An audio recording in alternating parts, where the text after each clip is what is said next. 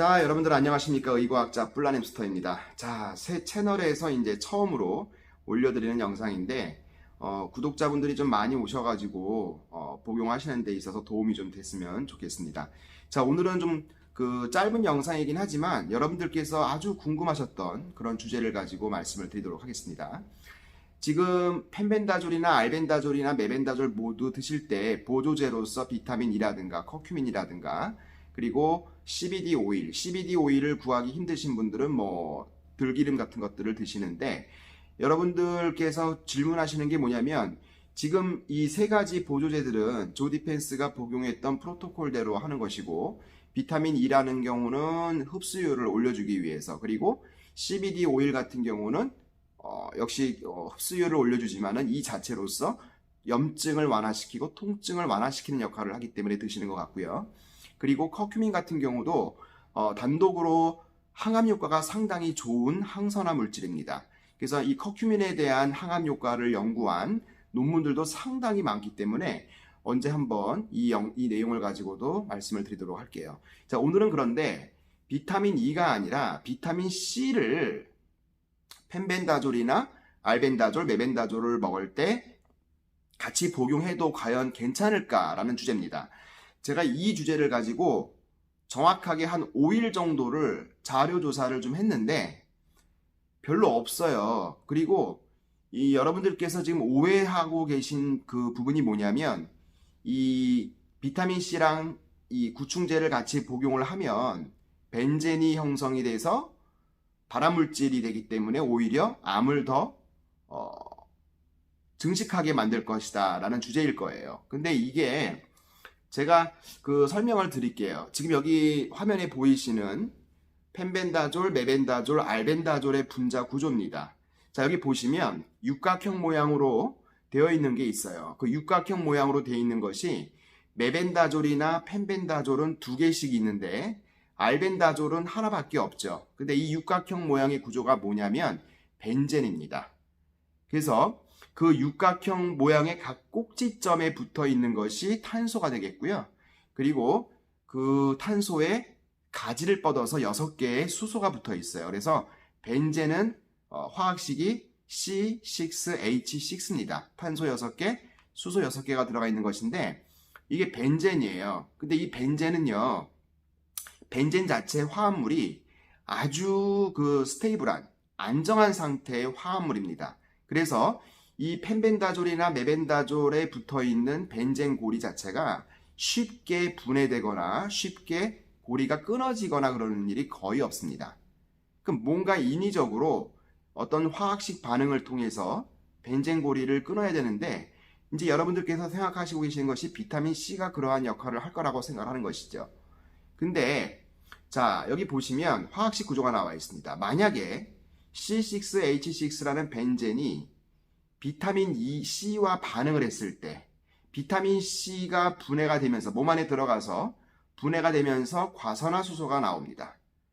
분해산물이죠. 과산화수소는 H2O2입니다. 수소 2개, 산소 2개. 그러니까 이 H2O2 과산화수소가 비타민 C의 분해산물인데 얘가 벤젠과 반응을 한다면 최종 산물이 뭐가 나오냐면은 CO2, 이산화탄소하고 H2O, 물이 나오는 것이죠. 이게 이제 우리가 여러분들께서 과거에 고등학교 때 배웠던 화학 반응식이라는 겁니다. 자, CO2, 이산화탄소하고 물이 나와요. 그럼 나머지 물질은 어디 갔느냐? 비타민 C에 있는 과산화수소가 벤젠과 반응을 하면요. 산화가 된다는 얘기예요. 그러니까 벤젠 고리가 떨어져 나오긴 하는데 그 벤젠 고리가 과산화수소와 반응을 하게 되면 결국은 산화가 돼버리는 것이죠. 없어진다는 얘기입니다. 그러니까 실질적으로 체내에서 발암물질로서 작용할 수 있는 양의 벤젠은 거의 없을 거라는 것이 화학식을 통해서 우리가 추론할 수 있는 내용입니다. 그런데 중요한 것은 뭐냐면 펜벤다졸이나 알벤다졸, 메벤다졸의 반감기라는 게 있어요. 처음 우리가 예를 들어서 200mg의 약을 먹었을 때 체내에서 흡수가 되고 농도가 반 정도 되었을 그 타이밍, 그게 보통 한 8시간에서 12시간 사이라고 알려져 있습니다. 펜벤다졸의 경우에는 동물에만 사용을 했기 때문에 사람의 인체에 들어갔을 때 반감기가 얼마인지는 몰라요. 그러나 알벤다졸이 한 9시간 되고요. 메벤다졸이 한 8시간에서 10시간 정도의 반감기를 형성하기 때문에 굳이 의심스럽고, 그렇다면 요 구충제를 복용하는 타임 이외의 시간에서 비타민C를 복용하시는 것이 좋을 것 같다는 생각이 들고요. 화학 구조식으로 봤을 때 비타민C를 같이 복용을 했을 때 벤젠고리가 떨어져 나와가지고 암세포를 더 증식시킬 수 있는 그런 가능성은 저는 없다고 생각을 합니다. 화학 반응식이 설명하고 있잖아요. 그래서 오히려 과산화수소 자체가 또 항암 역할을 하기 때문에 이중 역할을 하는 것이죠. 벤젠도 산화시켜버리고, 벤젠 자체도 산화시켜버리는 것이고, 그리고 H2O2 자체, 비타민C의 분해산물인 과산화수소 자체도 암세포 증식을 억제한다고 알려져 있기 때문에 이중 효과가 있을 수 있다는 얘기입니다. 그래서 보통 어떤 암 전문의 분들은 고용량의 메가도스 비타민C 요법을 하는데도 상당히 많아요. 물론 대학병원에서는 비타민C, 메가도스 비타민C 요법을 하지는 않습니다. 그러나 개인병원이라든가 준종합병원에서는, 암 전문병원에서는 이렇게 다양하게 비타민C를 가지고 암을 줄이는 그런 역할도, 그런 어떤 치료도 하고 있다라는 얘기입니다.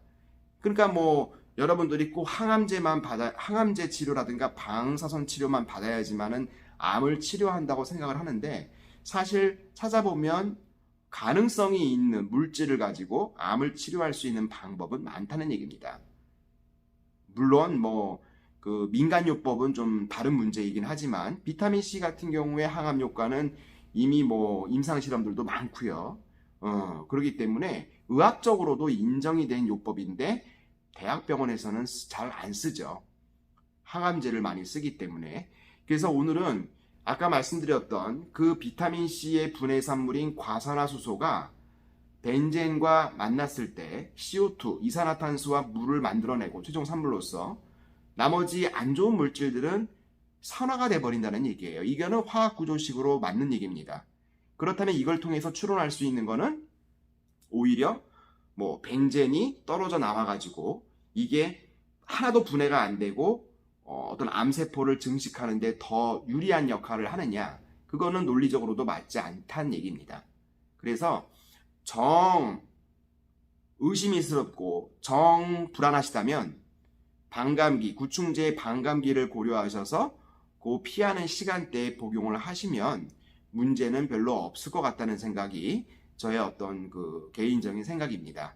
그래서 또 어떤 분들은 그렇게 얘기하십니다. 비타민C라는 그 물질 자체가 또 암세포의 먹이다, 이렇게 얘기를 하는데요. 그거는 조금 잘못된 이야기입니다, 여러분들. 비타민C를 우리가 체내에 섭취를 하게 되면 수용성이기 때문에 필요한 양만큼만 흡수가 되고 나머지는 다 배설이 돼버립니다.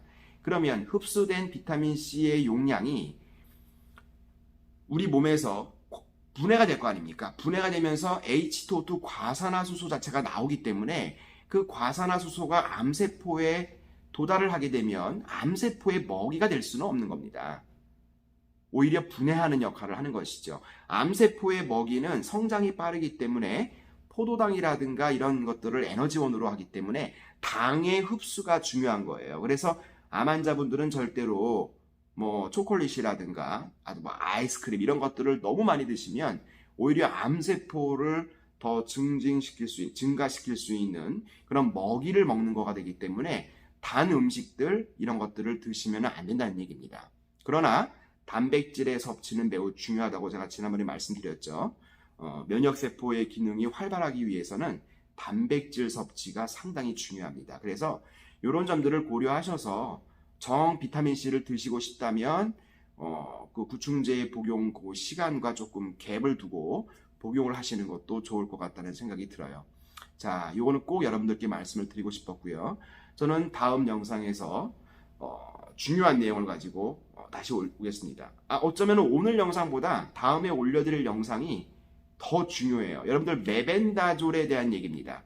현재 메벤다졸도 많이 드시고 계신데 여러분들께서 메벤다졸에 대한 정보를 조금 고려하셔야 될 게 있어서 제가 내일이나 모레쯤 바로 올려드리도록 하겠습니다. 다음 영상에서 봐요. 안녕. 구독해주세요.